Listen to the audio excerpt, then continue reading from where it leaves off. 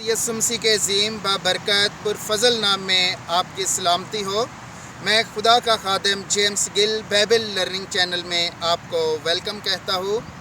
عزیزو، جیسا کہ خداوند یسوع مسیح آسمان پر اٹھائے گئے اور عید صعود کے بارے میں ہم جانیں گے، کیونکہ عید صعود جو ہے اس کا صعود کا مطلب ہے اٹھایا جانا، اور یسوع مسیح جب آسمان پر اٹھائے گئے تو اس کی پیشن گوئی ہمیں نبی کی معرفت ملتی ہے۔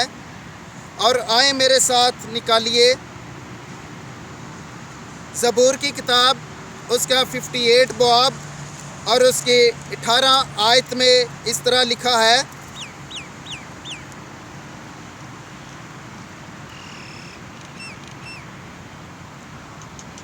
خداوند کے کلام میں اس طرح لکھا ہے، تو نے عالم بالا کو صعود فرمایا، تو قیدیوں کو ساتھ لے گیا، تجھے لوگوں سے بلکہ سرکشوں سے بھی ہدیے ملے، تاکہ خداوند خدا ان کے ساتھ رہے، آمین۔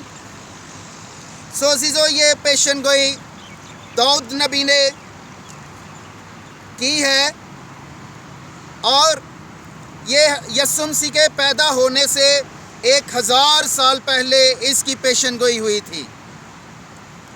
اور عزیزو، اس بات کو پولس رسول کھولتا ہے اور وہ فرماتا ہے، افسیوں کی کتاب نکالیے میرے ساتھ، افسیوں کا خط، وہاں پر پولس رسول کیا فرماتا ہے؟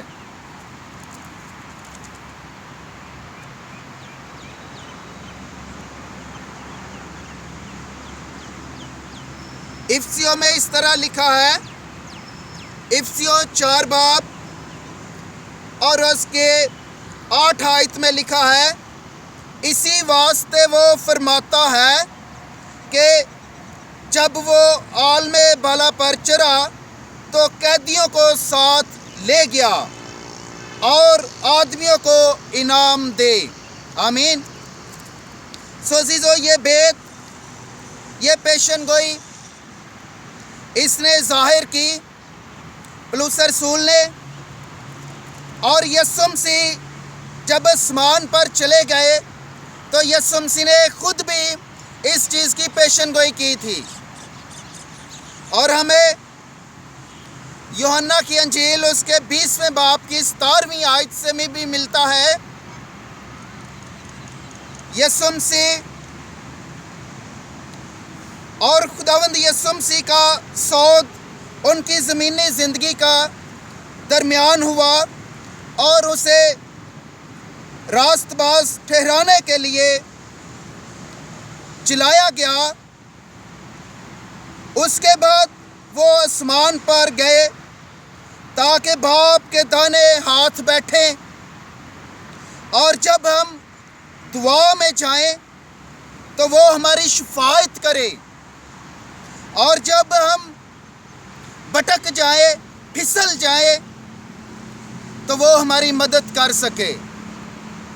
تو عزیزو، خداوند یسوع مسیح اسی لیے آسمان پر گئے، باپ کے پاس گئے تاکہ وہ ہماری شفاعت کر سکے۔ آج بھی یسوع مسیح نے حالانکہ ہمارے گناہ کی خاطر اپنی جان قربان کی، لیکن گناہ ختم نہیں ہوا، گناہ جو ہے وہ برقرار رہا ہے، لیکن گناہ کی معافی جو ہے وہ ہمارے درمیان آ گئی ہے۔ یعنی کہ ہم سے اگر گناہ ہو جاتا ہے، کوئی غلطی ہو جاتی ہے، خطا ہو جاتی ہے، تو ہمارا سفارشی جو ہے، شفاعت کرنے والا یسوع مسیح باپ کے پاس ہے، وہ آج ہماری شفاعت کرتا ہے۔ وہ کہتا ہے کہ اے باپ، میرے خون کے صدقے ان کو معاف کر دے۔ تو عزیزو، آج بھی جب ہم گناہ میں آ جاتے ہیں تو ہمیں ضرورت ہے کہ ہم اس سے معافی مانگیں، کیونکہ گناہ کی مزدوری موت ہے، لیکن خدا کی بخشش، हमारे खुदावंद यीशु मसीह में हमेशा की ज़िंदगी है। यीशु मसीह के पास हमेशा की ज़िंदगी है, वो बाप के पास है बल्कि हमारे दरमियान है। और इस चीज़ की ज़रूरत है कि हम उससे माफ़ी मांगें, कहें कि तूने मेरे गुनाह की खातर अपनी जान दी है, तूने मेरे गुनाह की खातर सलीब पर चढ़ गया है, मुझे माफ़ कर दे। तो अजीज़ों, वो ज़रूर माफ़ करने की कुदरत रखता है। जिस तरह हमें बुखार हो जाता है, कोई बीमारी लग जाती है तो हम टैबलेट खाते हैं, तो जब हम दवाई खाते हैं तो हम तंदुरुस्त हो जाते हैं। तो अजीज़ों, बीमारी वो ख़त्म नहीं हो जाती, फिर आ सकती है। इसी तरह यीशु मसीह के पास जाएंगे तो वो हमारे गुनाहों को माफ़ कर सकता है। वही कुदरत रखता है गुनाहों को माफ़ करने की, क्योंकि उसने फरमाया आसमान और ज़मीन का कुल अख्तियार मुझे दिया गया है। तो अजीज़ों, जिस तरह दवाई खाएंगे तो तंदुरुस्त हो जाएंगे, सेहत याब हो जाएंगे, इसी तरह अपने गुनाहों की माफ़ी यीशु मसीह की हजूरी में जाकर मांगेंगे तो वो माफ़ करेगा।